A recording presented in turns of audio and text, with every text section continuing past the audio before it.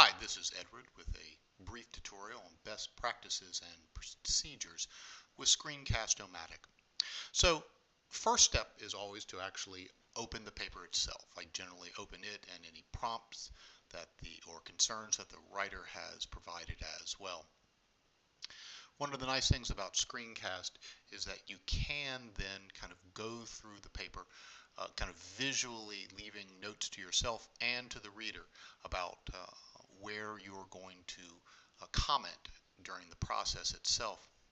I do sometimes, as I go through the paper, keep a scratch pad next to me where I have written down some brief notes to use as prompts as I go through, as a kind of visual record. They're like, okay, I want to touch on this, I want to touch on that as well. Same is true with general feedback procedures, that you do want to set an agenda with your writer. So if the writer is asked to talk about citation or grammar and syntax, you definitely want to address that. But remember, we're also working on best case scenarios as well, is that we should always be thinking about the prompt and whether or not the paper is fulfilling that as well. The other thing that I generally do at this point is keep any additional resources that I would have may be necessary and ready to go. So here I've got the prompt for the assignment itself, so if I want to refer back to that, sometimes even kind of read it to the writer itself, and or any other resources such as Purdue OWL. So if you're going to say, okay, refer to this as well. The nice thing is you can also kind of highlight the URL for the writer at this point as well.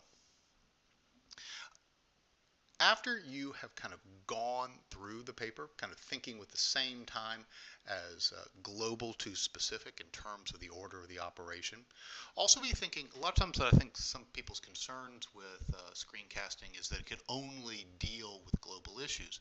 But remember, you can also, kind of show someone. So if you're trying to show someone how you do a block quotation, you literally could go through the process, kind of showing them what you need to do to kind of, adjust board, margins, things of that nature as well. So these are ways that we can literally use this to also do surface level concerns as well.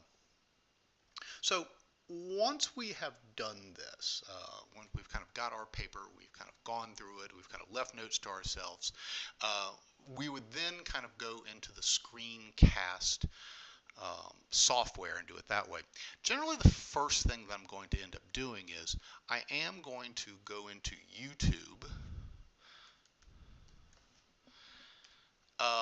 If you are logged in with your own personal one, I would log out of that and just log in with the Uckable account, and that's depauldwritingcenter22@gmail.com. The password is writing@123. Once you've done that, you want to also then log into the Screencast-O-Matic account as well. I've already logged in here, but it's similar to that in terms of the account. So that's, again, the depauldwritingcenter22@gmail. The password is different here. It is writing. Now, you should also, if this is the first time you were doing it, you will also need to sync your computer's Screencast-O-Matic with the YouTube account so that it then can upload seamlessly as well. Now, if you should have also downloaded, which you can do. If you haven't done it, you can download, install right here, and it'll upload the software into either your personal computer or an Uckable computer as well. So, but this is the actual recorder itself. So you click on this, it brings up the Screencast software. Now remember, we're using the free recorder. The maximum amount of time for the free recorder is 15 minutes, but I generally kind of think about 12 minutes. You don't want to go right up to that last second and kind of run out of time. So the Screencast can last anywhere from 6 to 12 minutes, and that's generally probably a good time frame to work with. If you give yourself the buffer of 3 minutes, that should keep you within the time frame. You click the free recorder, And you'll see that it ends up giving us a kind of cursor margin around the edges right here. We do have a couple of options here. You could do the full screen. If you wanted to, you could do a webcam as well, or you could do the webcam would end up having your image down here and the paper itself. However, I think just the screencast itself is probably all we really want to worry about. So once you've got it set, you'll also notice up here in the upper left-hand corner is the record button as well.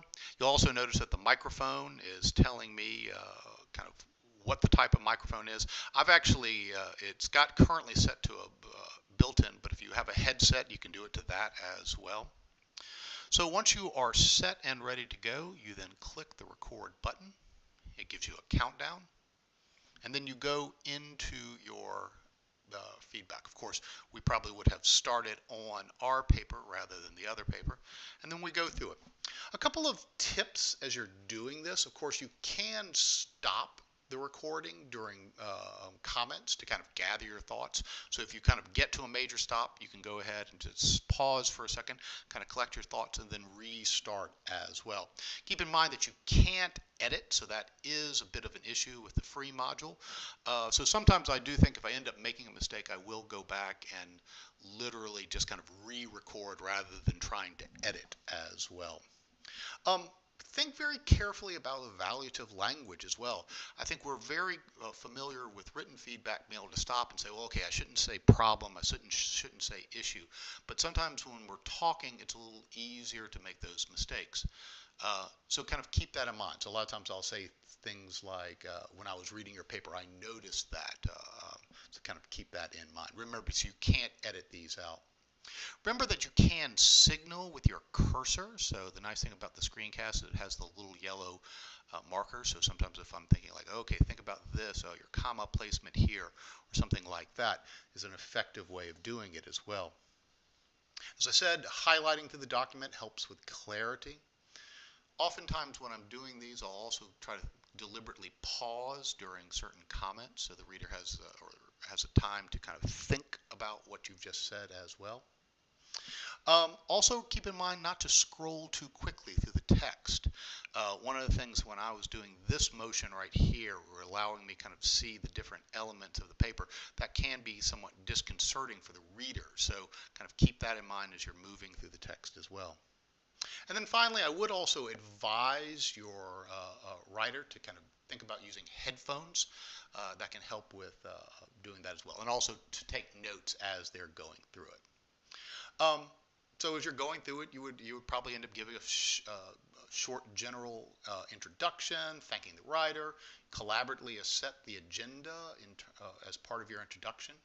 You know, indicate the specific points of the paper and then kind of show examples, kind of moving from global to specific. Indicate any other resources that might provide help with what you were talking about. And then finally, a general closing remark, kind of thanking for sharing the writer's information as well.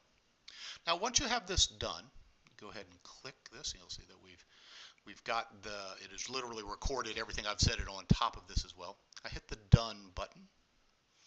And this provides us with a kind of secondary prompt is here as well. We'll see a couple of options here. Save as video, file, screencast. And what we want to do is we want to upload it to YouTube.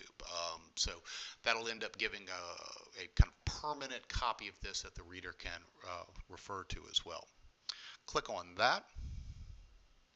A couple of things here. So it'll end up saying you can change the title at this point.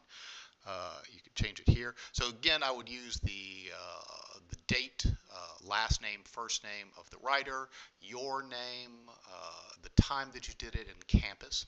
But probably more important is also the privacy. You can sell it as kind of a couple things as public or private or unlisted. The nice thing about unlisted is that it's in there, so if they have the URL, then all they need is the URL to access it, but no one else can see it. Once you hit that, you hit publish. I haven't changed the title, but it would do that as well. Now, this is going to take some time. I'm at home, so it's probably going to take me a little bit longer, so I'm going to pause at this point. Okay, so our video has finished uploading. So at this point, we would go back to YouTube. You'll see the button that you're looking for is My Channel right here. Our video should have uploaded here to YouTube as well. You can click on that. One of the things that you want to do is do a kind of a spot check just to make sure that it sounds okay. Now, when you're actually at the final step, you would end up, once it is uploaded, you've checked to make sure everything's all right.